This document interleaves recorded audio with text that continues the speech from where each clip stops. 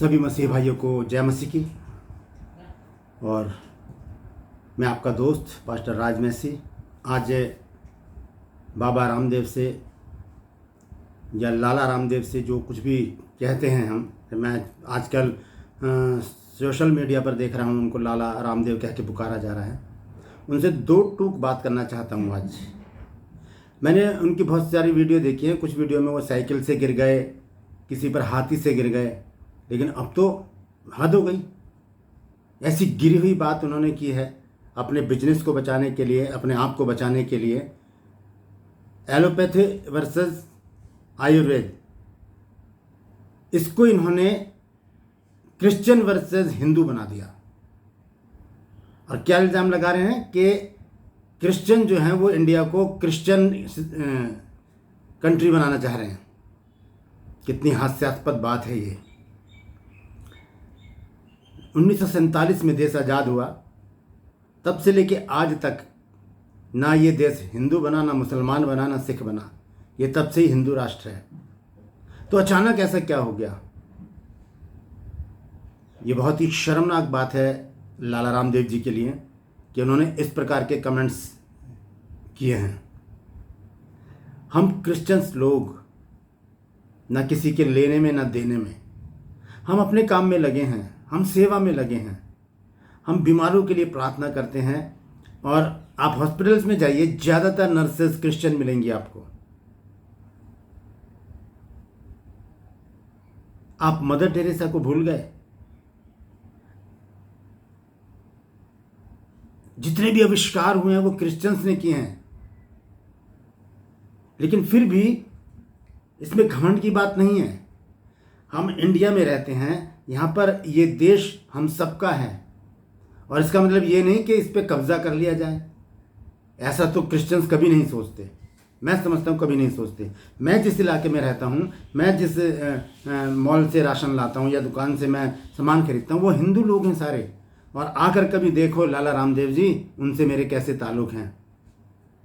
वो कभी नहीं कहेंगे, वो उनसे पूछेगा कि मैंने कभी उनसे कहा हो कि आप बाइबल पढ़ो या ईसाई बन जाओ। मेरे बहुत सारे हिंदू दोस्त हैं, उनसे पूछो आप, मैंने कभी उनसे बोला हो कभी? क्या इल्ज़ाम लगा रहे हो आप? बचकाना है ये, बचकाना इल्ज़ाम। शर्म आती है मुझे आप जैसे लोगों के ऊपर कि आप हिंदुस्तान में रहकर हिंदुस्तान की जड़ काट रहे हो। आप लड़वाना चाहते हो आप ईसाइयों को हिंदुओं से। ऐसा नहीं होगा। जब आप फंस गए तो आपने क्या किया? एलोपैथी वर्सेस आयुर्वेद को किस में पलट दिया? क्रिश्चियन वर्सेस हिंदू में। वाह वाह लाला जी वाह, गजब की सोच है आपकी।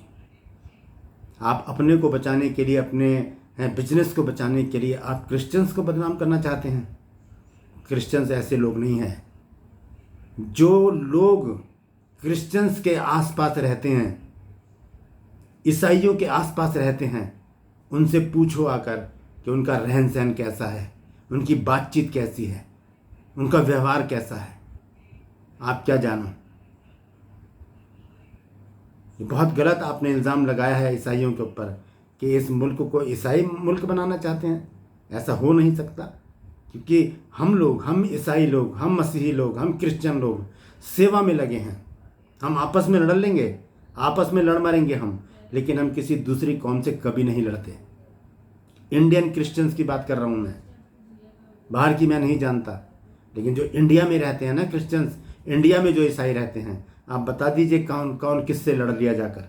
हमारे चर्च तोड़ दिए जाते हैं, बाइबल जला दी जाती है, हमारे पास्टर लोगों को मार दिया जाता है, तब भी हम शांत रहते हैं, चुप रहते हैं, हम कुछ नहीं बोलते, क्योंकि हमें सिखाया गया है शांत रहना।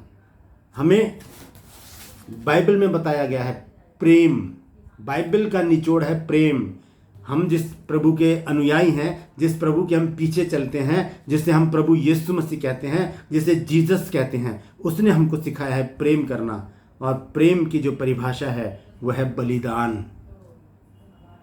आप क्या जानो? आप तो लालची हो। आपने अपने बिजनेस को बढ़ाने के लिए आपने क्या नहीं किया? आज आप खुले तौर पर वीडियो बना बनाकर डॉक्टर्स का अपमान कर रहे हैं, आप क्रिश्चियंस का अपमान कर रहे हैं, आप यहाँ तक कह रहे हैं कि किसी के बाप की हिम्मत नहीं कि मुझे गिरफ्तार कर ले। उससे डरो लाला रामदेव जी, उस परमेश्वर से डरो। उसकी लाठी में आवाज़ नहीं होती, उसकी लाठी में आवाज़ नहीं है, उससे डरो बस। अगर आज इतना बड़ा अंपायर आपने खड़ा किया है तो ये उसी की बदौलत है। वो देता है तो ले भी लेता है, इतना याद रखना बस, वो ले भी लेता है। तो ध्यान रखिए, ऐसे किसी के ऊपर इल्ज़ाम मत लगाइए। क्रिश्चियन कौम ऐसी कौम है कि वो खुद आपस में लड़ लेंगे लेकिन किसी से लड़ेंगे नहीं, और वही गेंद के समान है, जितना नीचे मारोगे वो उतना ऊपर जाएगी। आप हमारे चर्च जला दो कोई बात नहीं, बाइबल जला दो कोई बात नहीं, पास्टर्स को मार दो कोई बात नहीं, हम कुछ नहीं बोलेंगे, लेकिन ये बर्दाश्त नहीं करेंगे झूठी बात कि क्रिश्चियंस लोग इंडिया पर कब्जा करना चाहते हैं। आपको शर्म नहीं आई ऐसे शब्द बोलते हुए? अपने बिजनेस को बचाने के लिए, अपने आप को बचाने के लिए आपने ईसाइयों को ढाल बनाया, उनके कंधे पर बंदूक कर चलाना चाहते हैं आप। शर्म की बात है आपके लिए, शर्म की बात है ये।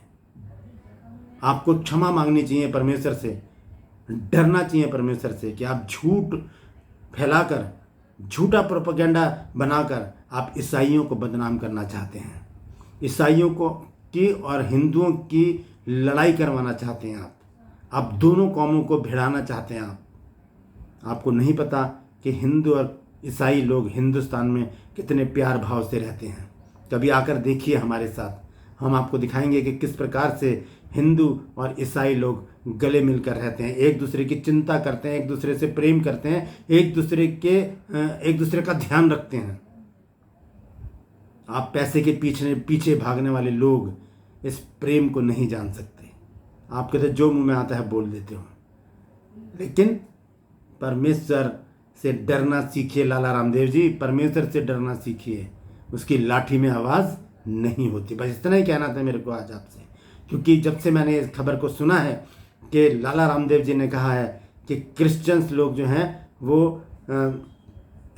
एलोपैथी के द्वारा इस देश पर कब्जा करना चाहते हैं। कहाँ की बात कहाँ जोड़ रहे हो?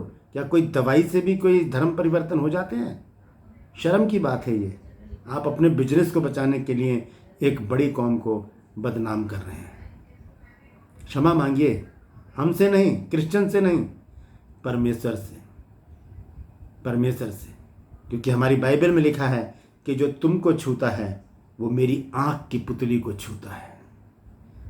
परमेश्वर से छेड़छाड़ मत करो। हालेलुया। क्षमा मांगो, हमने तो आपको माफ़ कर दिया, अब बाकी सारी बातें अब परमेश्वर के हाथ में है। हालेलुया।